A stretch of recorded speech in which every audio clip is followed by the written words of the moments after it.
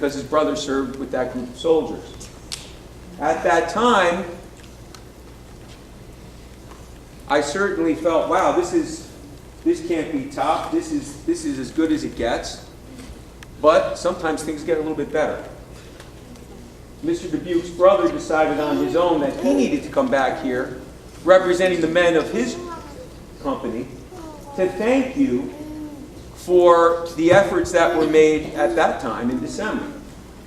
We decided that because you are 8th graders, you would represent the entire school. Of course, you know that we're in the middle of SBAC testing and everything else. So when Mr. Dubuque and I discussed this, we decided, you know what? The 8th grade gets special opportunity sometimes to represent the entire school. This is now your opportunity to represent your entire school for this closing activity. This is very, very cool. So please give your full attention. I'm going to give this over to Mr. Dubuque, and he will take it from there. All right, thank you. Mr. Dubuque.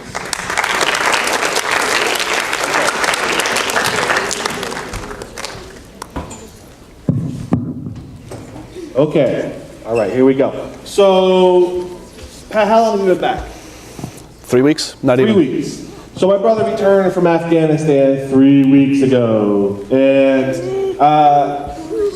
he's having a hard time, as all soldiers do, kind of, I didn't really want to be in the camera, but yeah. Okay, so kind of acclimating back to regular society, in the U.S. It's a different world over there in Afghanistan. So just last night we were out to dinner when he got into town, and there was some people playing the giant Jenga game. Have you seen this giant Jenga game? Yeah. Like it's like this tall, and it gets to be this tall, and then it all falls down and makes it crash.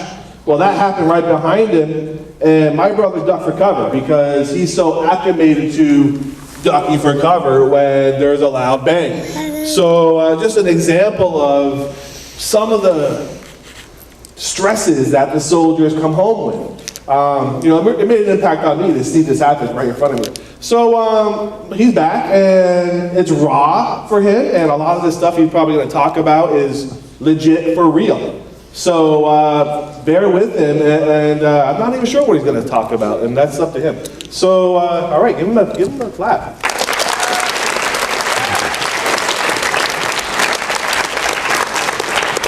It's good to be home. My name is Specialist Dubuque. I served 9 months overseas in Afghanistan. I've been in the Army for a little over 3 years now. My wife and I got married last spring, just before I deployed, and my son was born a week after I left. It's good to see him too.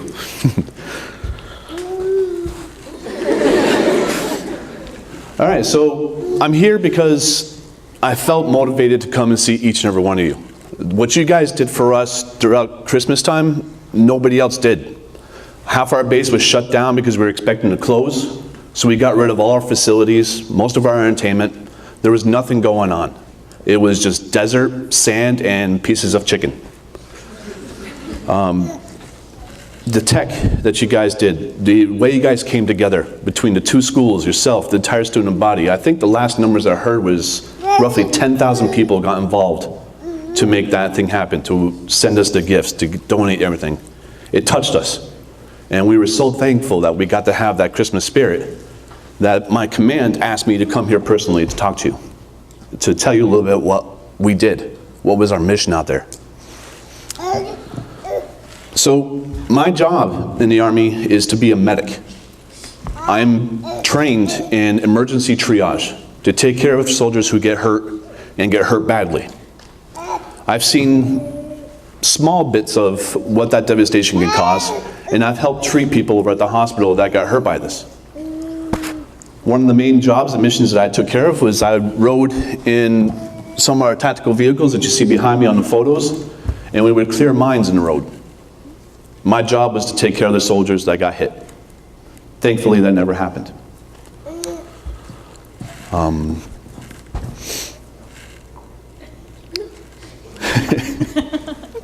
So, about halfway through, we start receiving incoming missiles. About 4 months in, it wasn't that bad, nothing really happened, and then all of a sudden rounds started coming. And then I realized that we were in a combat zone.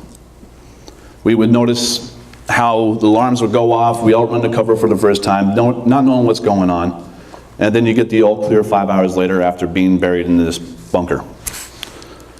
Some of the things I've noticed is that every soldier I went out there with stood next to you.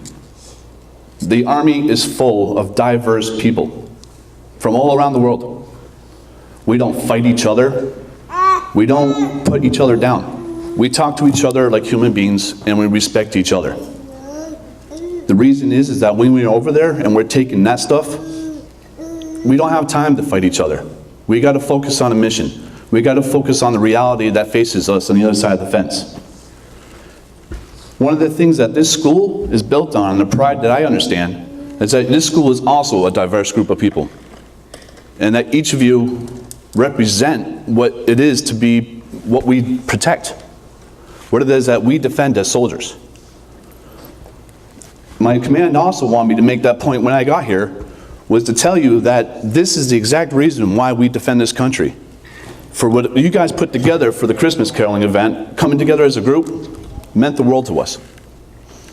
And I don't know how to say it, but thank you for that. Welcome. Welcome.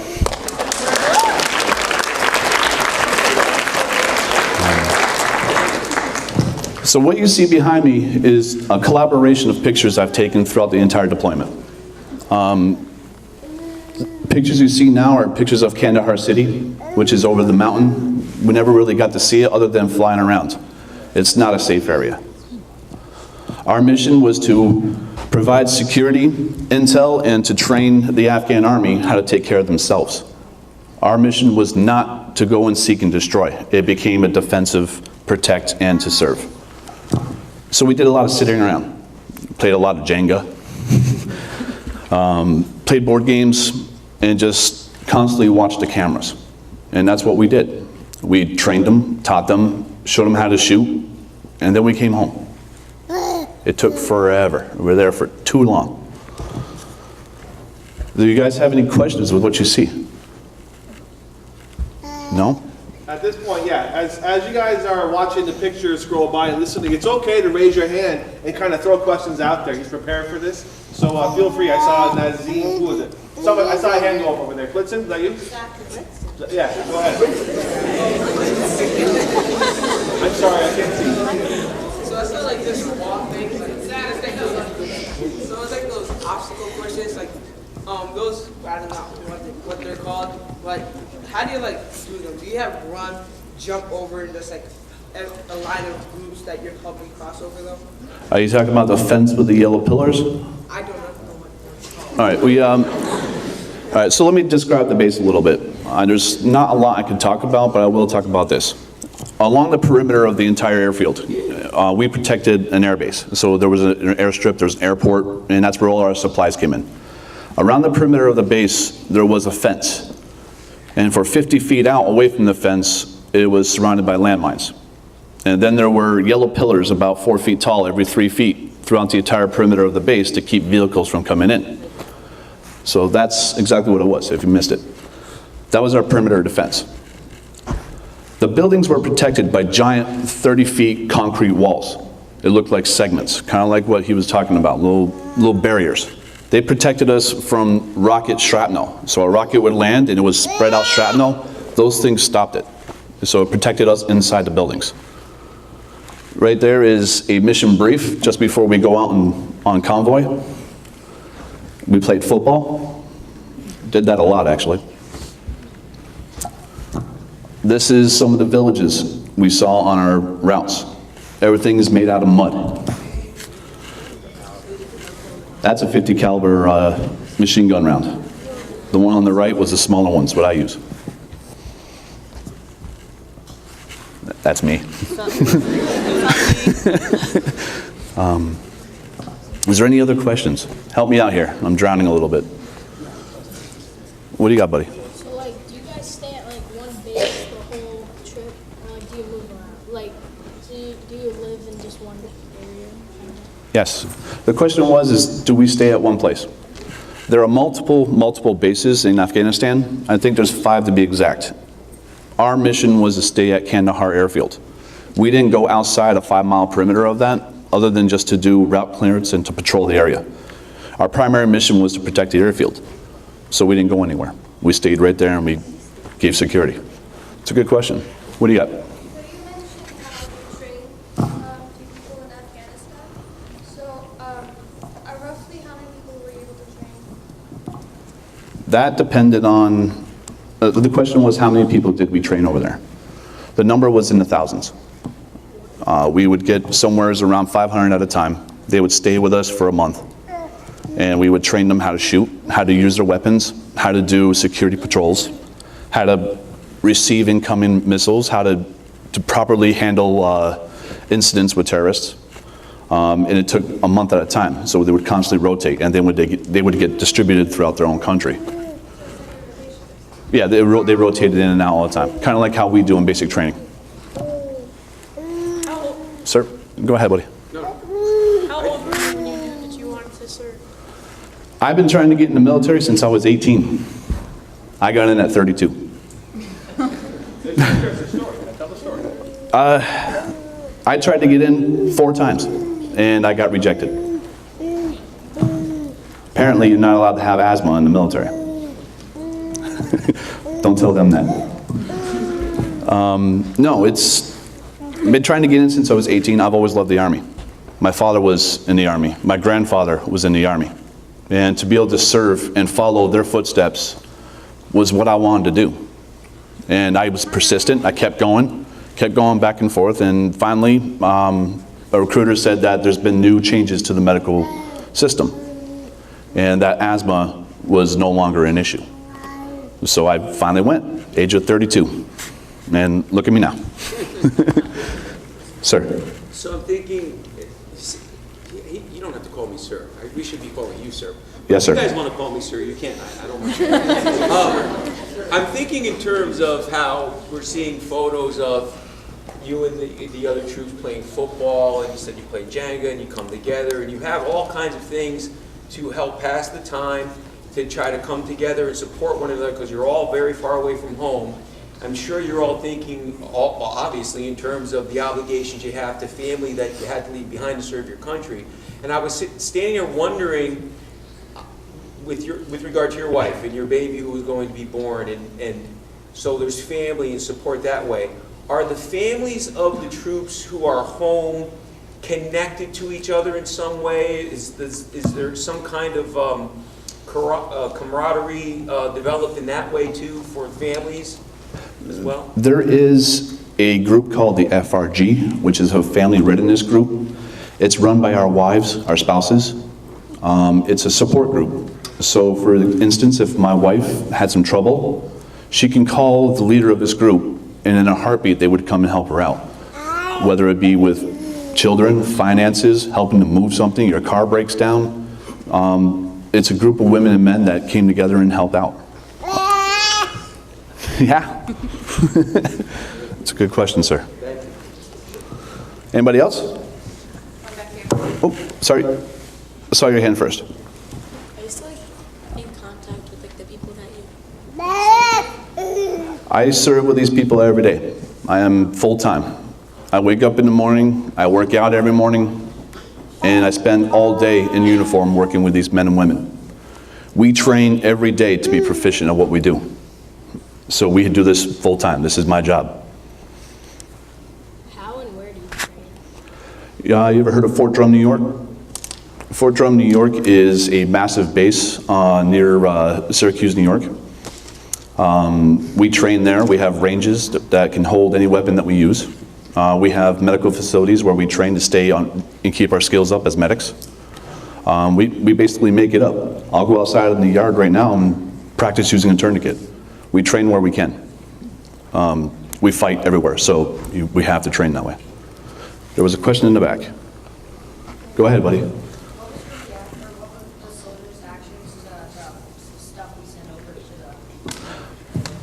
Oh, okay. Kind of important thing, right? What was our reaction to all the gifts and donations you sent us? Let's say I opened 3 boxes. Opened 3 boxes before the word got out that Dubuque had candy and stuff in his office.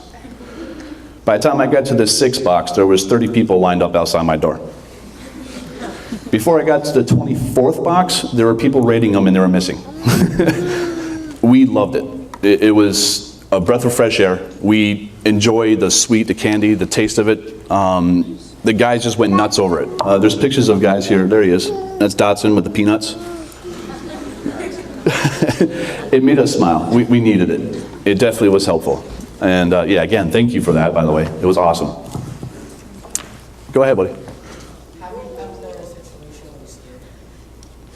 Yes. Have I ever been scared? There were many times.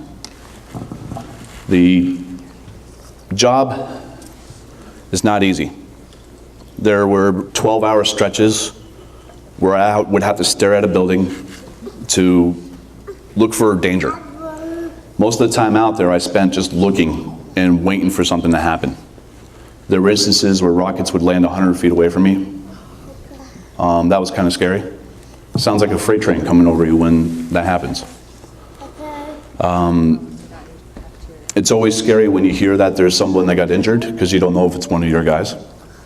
There's a lot of realities out there, and we're trained to deal with it. We're trained to react and keep moving.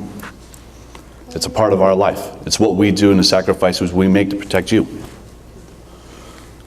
In these pictures, how high are you, like, in the plane?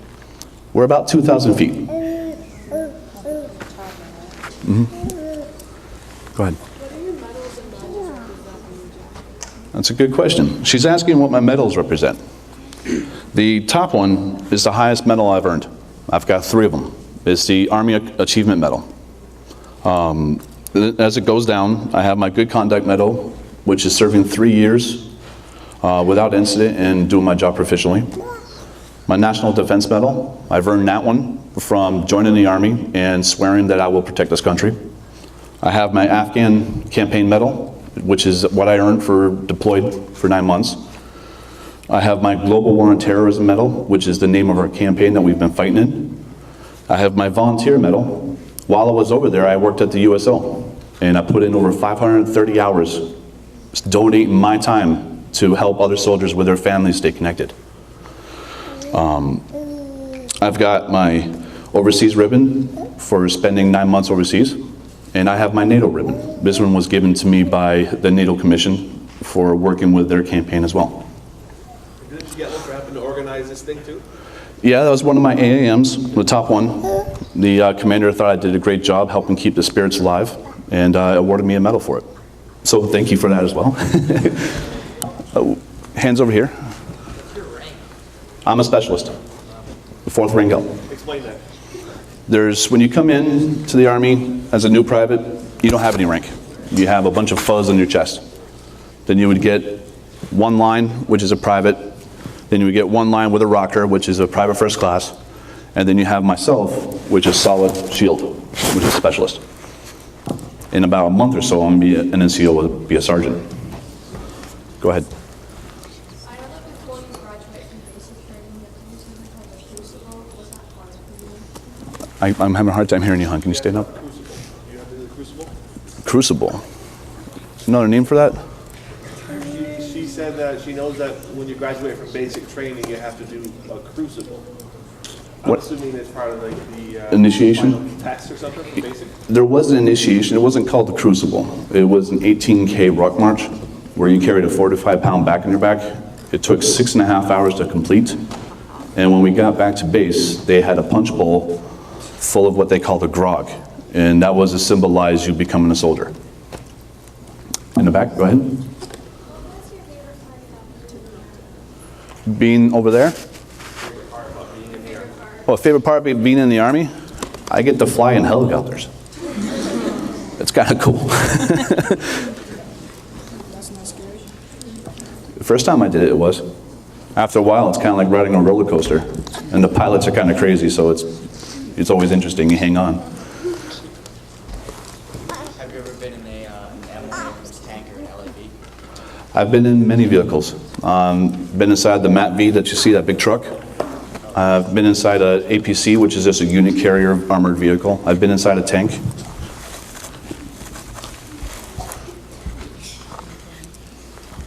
I've been inside a C-17, which is that right there. That was our flight home. It's kind of like being in the sardine can for 16 hours. Go ahead, buddy. Are you still in touch with the soldiers, like some of the soldiers? Overseas? No, like right now. I'm in touch with all my soldiers. We work full-time together, and I'm going to be working for another 4 years in the Army. So these guys will be, I'll see these guys every day for the next 4 years. Have you ever had to treat any really bad injuries? Yes.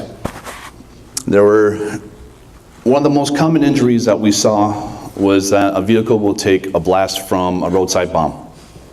And not really gruesome or anything, but they would get concussions.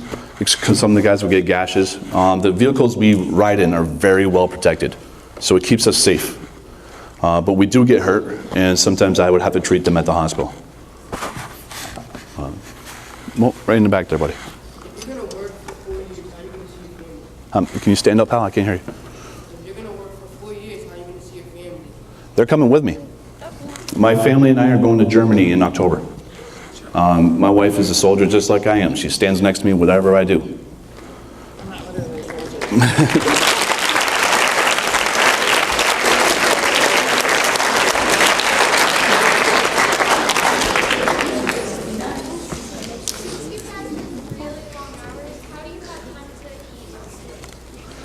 The Army gives you time to eat.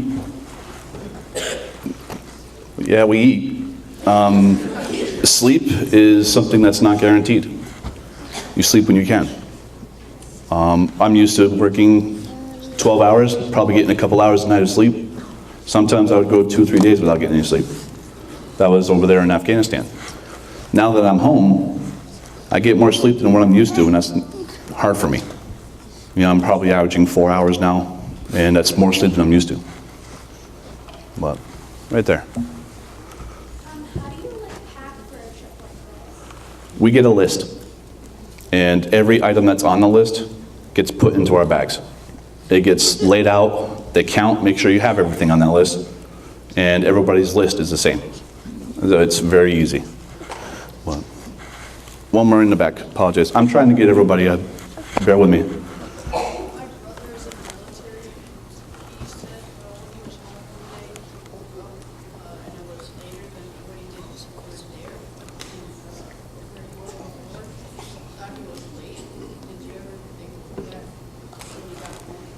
It happens a lot. One of the things, well, the question he asked is that when I wake up in the morning, do I feel like I'm late for something? Or am I gonna be someplace? I get that a lot, especially that I'm not carrying my rifle all the time. So when I get up to go out of the house, I'm always looking for my rifle, but I don't have it anymore, I turned it in. So it's muscle memory. You're used to getting up and doing certain things, and when you don't have it anymore, you kind of freak out a little bit. But that's a good question, that happens a lot. Go ahead, buddy. When you go home, you don't get to take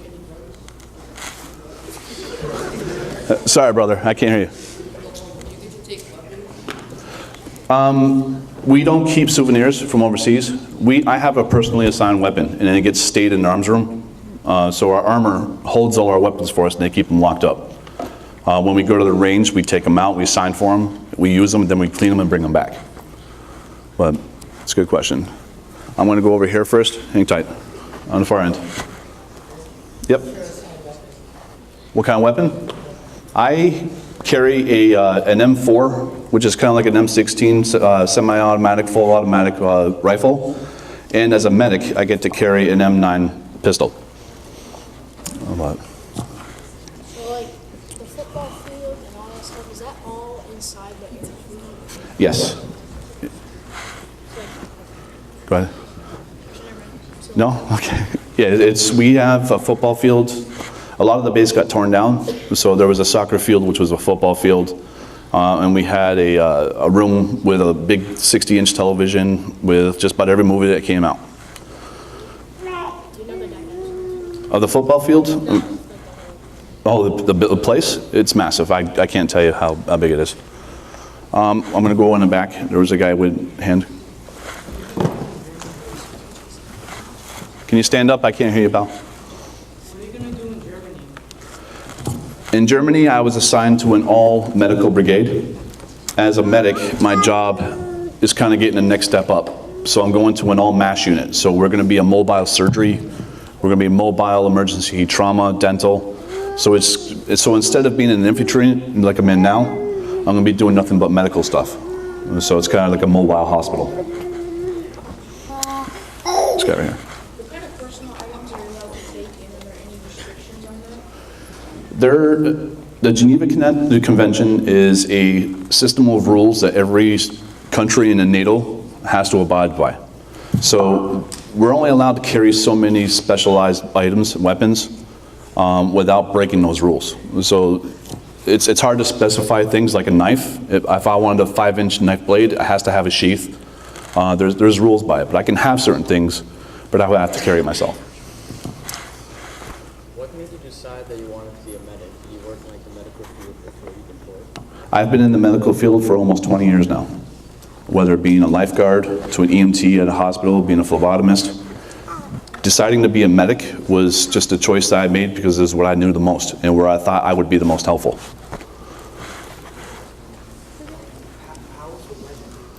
How's the weather? Man, don't get me talking about that heat.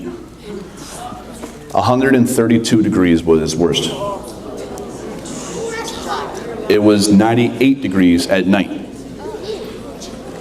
That was just during the summer. During the winter, it would get as warm as 45 and as cold as 32. And then there's mud season. And then there's dust season, which was every day. I hated the dust. You couldn't breathe out there. Go ahead, buddy. Before the 132 degrees, how did it feel with the clothing on, like on the seat of that? I lost 54 pounds. That's how hot it was out there with all those clothes on. We drank bottled water. I probably went through 16 bottles of water a day. Yeah, it was hot. Go ahead. I'm sorry, honey, I can't hear you. You said that you didn't have a lot of candy or sweet foods. What did you normally? We ate whatever the dining facility made for us. Every now and then they would bring ice cream in. Well, it was more like soup. But it was sweet and it had some sugar in it. Every now and then, guys would have stuff sent to them. So my wife was great about sending me little packages with some beef jerky and stuff in it. And we would just share. Some guys would get bags of Skittles sent in, and then we would all share and be gone in 30 seconds. But go ahead, bud. So you said your wife also served in the military. Between you and her, who was hiring? What I meant, my wife is not actually a soldier. What I meant by that is that she serves along with me wherever I go. So she supports me as a military spouse. But go ahead.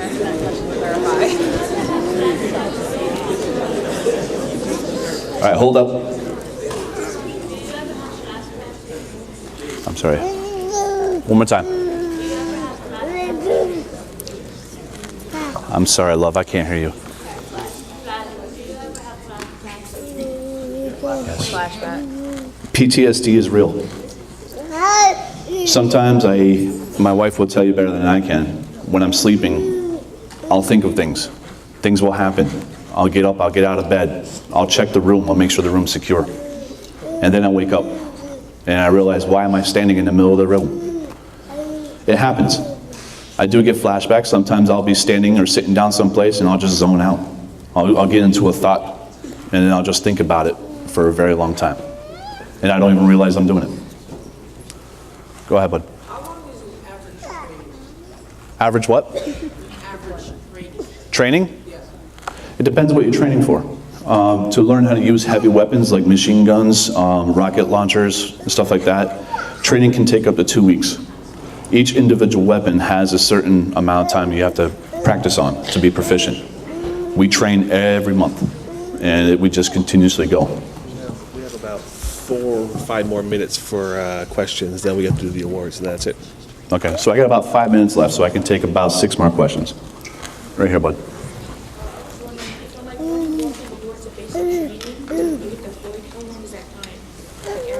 It took 2 years for me to deploy from basic training.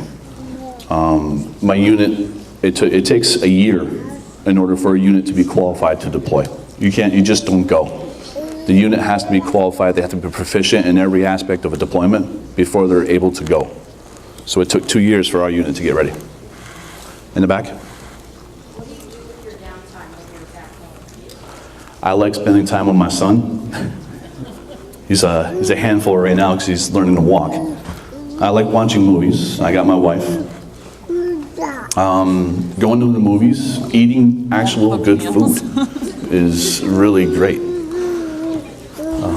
Right here, buddy.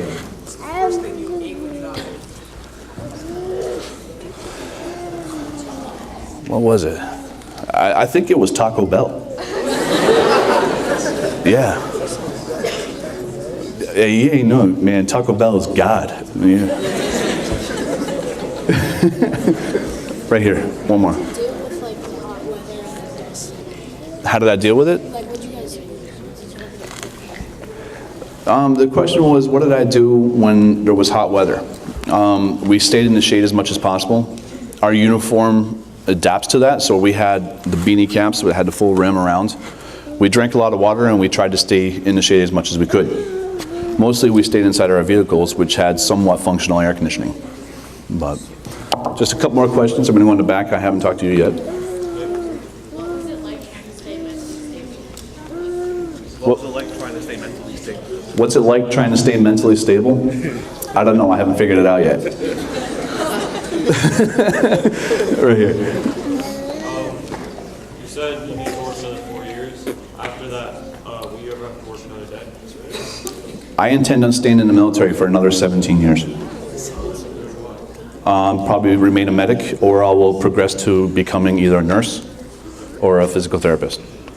But I intend on remaining in the military for another 17 years. I'm going to take one more over here on this end, and I'll come back to you. When you retire, what are you going to do? Well, that would depend on what I get as an education while I'm in the Army. I'm working on a nursing degree, and I may push that towards a physical therapy degree. So I'll retire at the age of 52, and I'll work in a hospital when I get out. And this is my last question. I saw in one of the pictures, there's a guy in a rabbit costume. So what's the story behind that? All right, we had a guy in a rabbit costume on the picture slide here. We got a lot of free time, man. Guys will order things, they'll put them on, they'll dance around, and they'll act goofy. So yeah, that was Easter, by the way. We were all waiting for the mail to come in. And next thing I knew, there was a pink rabbit hopping around, and everybody was laughing, having a good time. But I appreciate all the questions. Thank you so much. You know what?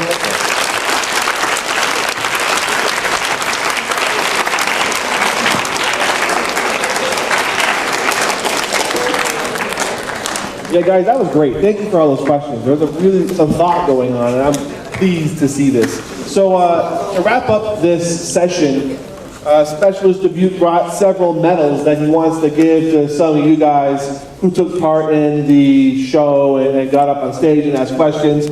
So I'm going to call some names out, and when I get to your name, get up and come on down. So what these medals are is soldiers are allowed to give out medals. You want to explain what these are? You know better than I do. Yeah. So what I have here is called a challenge coin. There's different levels of coins that I can give. The highest level out there is the Presidential Challenge Coin. I'm only authorized to give coins that are of my rank. So what I have here is a coin with my rank on it, and it has the Army 7 values. The 7 values are selfless service, respect, duty, loyalty, honor, integrity, and personal courage.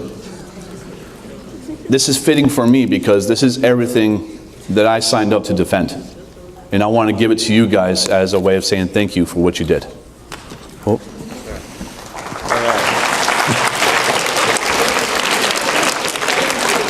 So first, opening the show, we had Hannah and Samantha. Did we manage to find Samantha? She was 7th grade. Right, we said Calvin to find her. Did you get her? So we'll get that to her later. So we have, is Hannah here? Hannah, come on down. We're singing the national anthem. That was fantastic.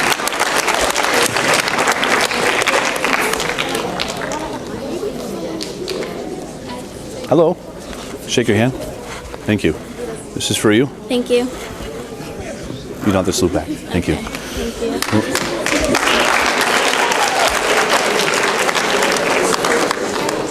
you. And next, Daniel Lucente for writing that wonderful essay that Tom read for him. So this is the kid that wrote it? Yeah, he wrote the essay. Guys, if you can, go the other way. Don't go past the camera. Come here, buddy. My command sergeant major wanted me to thank you personally because he thought that was an awesome essay. It really touched us, and we were very happy to have heard that. Thank you.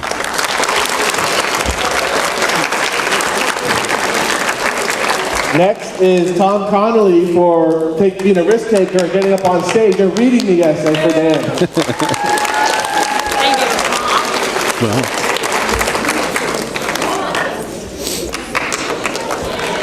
Then we have Maya Arias for coming up on stage and asking a question.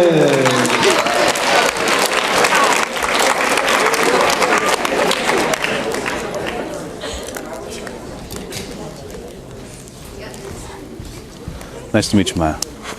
Thank you for what you did.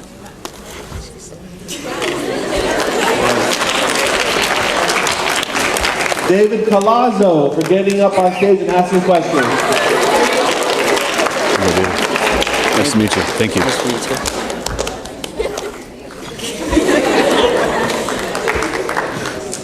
And this one was a big one. Alexandra Gliga, our Romanian student, for speaking to the Romanian soldiers. The Romanian soldiers sent her the Romanian version, as I understand it, right, Patrick? Yeah, I'll speak now. So the Romanians were part of this as the audience that listened to you, and they sent their own coin as a way of saying thank you. So that's for you. Thank you.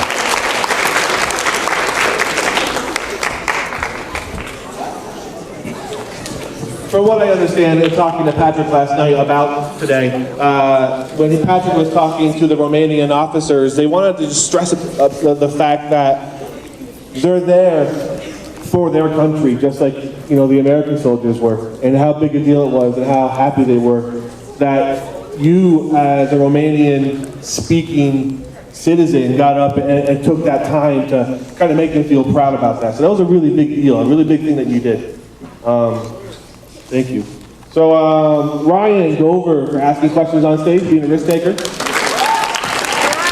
Actually, here. Thank you. Thank you. And then we have some of the vital tech crew. These guys setting up this show and setting up the show in December. I couldn't have done it all without you guys. So some of you more, we only have a few medals left that we can hand out. I wish I gave every one of you guys one, but Jason for being my cameraman, and watch out for the camera. Want to bring them all up, Chris? All right, hold on. Sorry. Thank you. So you're the tech savvy kid? I am. Thank you. It's not easy doing what they did. We barely figured it out ourselves over there. Andrew.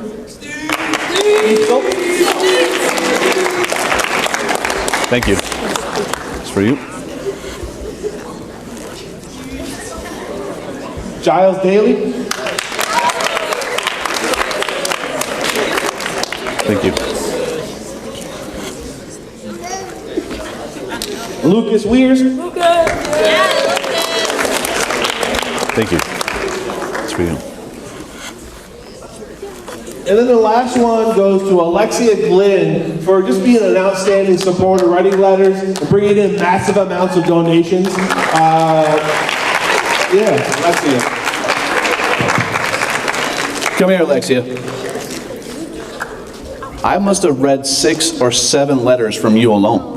Thank you. And the guys kept talking about, who is this girl that wrote just about everybody in the Army? We appreciate what you did. Thank you. This is for you. Well, thank you.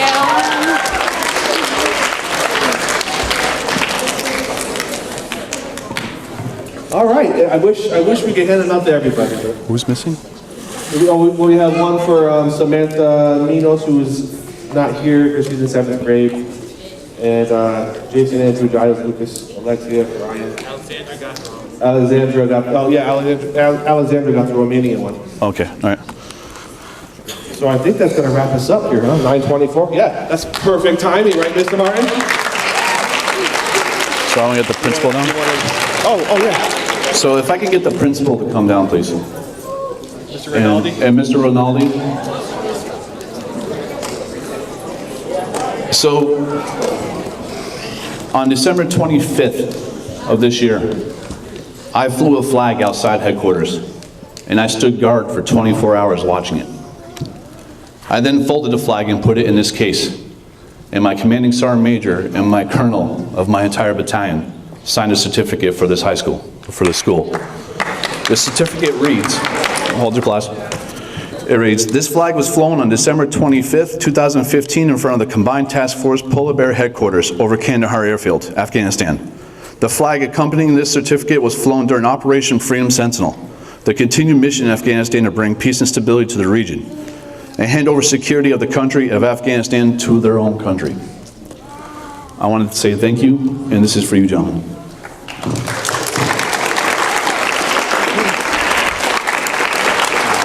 That's pretty wild. That's great. Thank you very much. Thank you, sir. Can't read it. It's weak. Appreciate it. Thank you. Thank you so much for that. Was there a further story behind this flag? Yes. This flag flew longer than one day. I could only stand there for 24. There was a soldier that was killed in action with the Special Forces. This flag was flown at half-mast for 3 days. For security reasons, I can't reveal his name, but that flag was his, and it's now in your case. So, thank you again.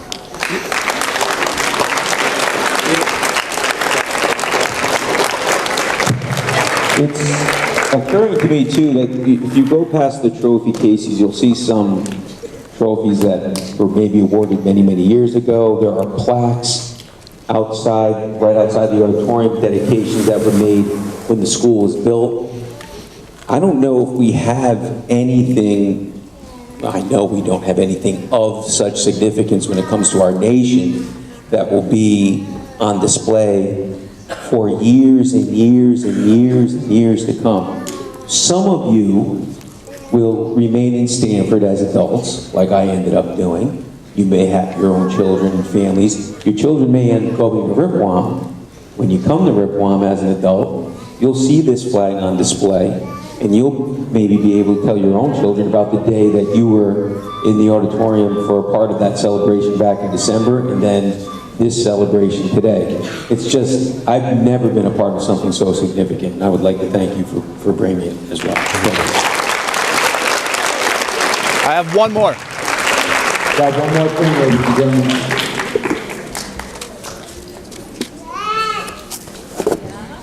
Chris?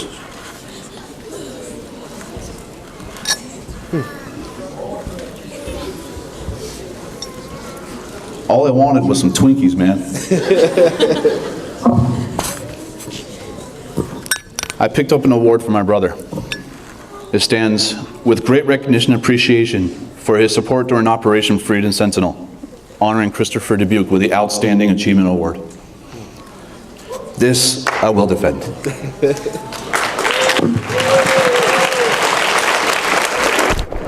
Thank you.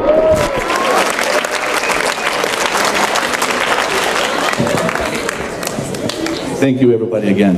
I am truly touched, and it's taken a lot not to cry. Thank you.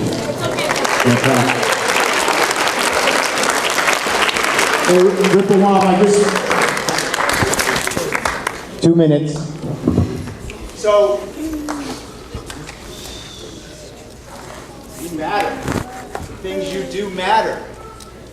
I mean, what we just experienced and what we just encountered and what you provided for the troops that are over there, it's huge. These are simple kindnesses. You matter. Please take that message with you today. When you go throughout your day, simple little things that you can do, whether it's a gesture, whether it's something you say, or physically something you give, it matters. Please understand that. This was amazing, and I would argue that in your careers, your educational career, there aren't going to be as many powerful opportunities than what we just encountered right now. Please remember this. One last round of applause for